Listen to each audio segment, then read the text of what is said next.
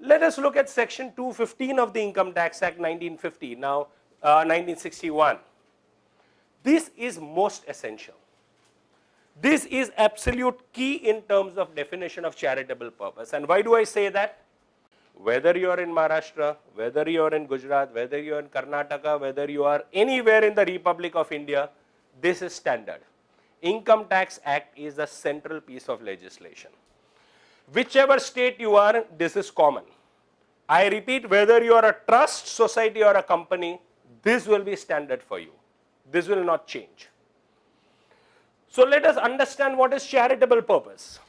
Income tax central piece of legislation says, and it is defined under section 2 bracket 15 of the Income Tax Act 1961 as of the moment.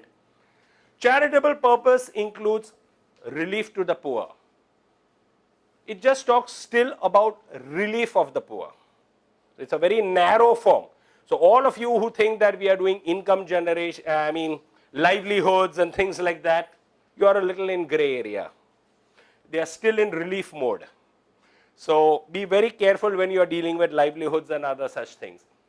Education, now this is very interesting. Just the fact that you are imparting education is charitable purpose. Nowhere does the Act says free education. Nowhere does the Act says subsidized education. Education as an activity is charitable purpose, period. Medical relief, same thing. Nowhere does it say free medical relief, subsidized medical relief. Medical relief per se is charitable purpose, period. Then this was inserted a few years ago under amendment of the Income Tax Act. Preservation of environment including watersheds, forests and wildlife. Preservation of monuments or places or objects of artistic or historic interest. And the advancement of any other object of general public utility. This is the broad omnibus clause. Now until 1st April 1984, there used to be a qualifying line, not involving the carrying on of any activity of profit. That line was deleted way back in 1st April 1984, which means if there is an activity of profit, that per se is not a problem. Now this was the position up till the year 2008. After 2008, the Income Tax Department started bringing about further amendments, but affecting only organizations that fall under 6, not under 1, 2, 3, 4, 5, 6. And what is that amendment? The amendment came about first under Finance Act 2008, continued into Finance Act 2010, and the last amendment was in 2011. Advancement of any other object of general public utility will not be considered as charitable purpose if it involves carrying on of any activity in the nature of trade, commerce or business. Any activity of rendering any service in relation to any trade, commerce or business for any fee, cess or other consideration. Aggregate value of receipts from such activity should not exceed 25 lakhs of rupees in any financial year. Until 2010, this was 10 lakhs. In the Finance Act 2011, it was enhanced to 25 lakhs. What does this mean?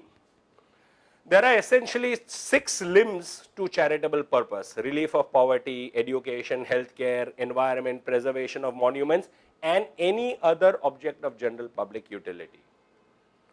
If you are in education, this does not affect you. If you are in medical relief, this does not affect you.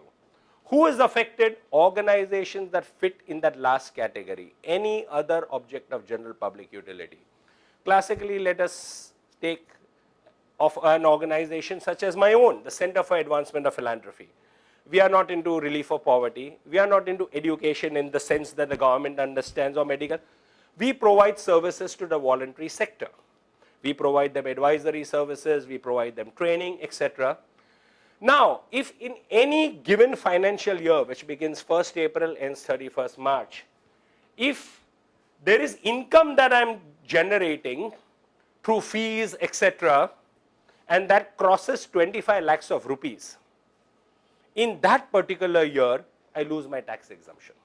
I am treated as an organization which is not for charitable purpose. I become what is called under income tax law an AOP, a simple association of persons to whom maximum marginal rate of tax applies, period. This is what happens. So if I have any business activity in any given year, as an organization under any other object of general public utility, I have to be careful that my income from business, trade or commerce, now obviously I wouldn't be in trade or in commerce, but any business income from an income tax point of view should not exceed 25 lakhs of rupees. If that happens, let us say in any given year, instead of 25 lakhs, let us say my organization makes 26 lakhs of rupees. But in between I have also received a lot of donations from others. Let's say about 50 lakhs of rupees I have also received as donation, which is tax free anyway. I am not taxed on that 1 lakh extra. My total income, which includes donations, will get taxed. In that year, my total income of my organization is going to be liable to tax. So that is the tragedy of this amendment. So if you are, I repeat, in education, that is fine. So let us say you are an educational institute, and first of all, you have to also realize what constitutes business income. Classically, a lot of organizations in this room are educational. Now when you are promoting education, you need certain tools for education. So there are books, there may be audio visual material which you may be producing on your own. No one forces you to give it free. So if you are selling books which are educational in nature, that's not your business income, it is part of your work. If you are creating audio visual material as part of education, that is not business income, because these are tools to promote education, and that would never be. Let us say you are an organization working for the mentally challenged. You are teaching certain skills to the mentally challenged. You are teaching them how to make candles, you are teaching them how to make certain arts and crafts. In the process of teaching them, they make these products, and you end up what we may call selling them. That is not your business income, because what is your primary objective? Vocational training, skills to the mentally challenged or the physically handicapped. And in the process of training them, incidentally or as a byproduct, products are coming out. That is not your business income.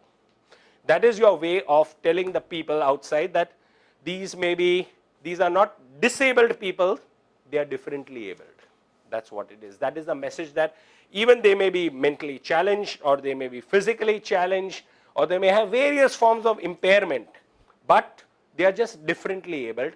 And through our training, these are our products. This would not fit into business income.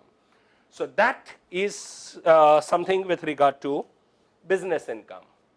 So who is not affected? The amendment does not target all activities falling under advancement of any other object of general public utility. Only those which are commercial or supporting commerce are affected. Thus research, livelihoods, child labor, environment, women's rights, etc. are not covered, as these are not in the nature of commerce, trade or industry.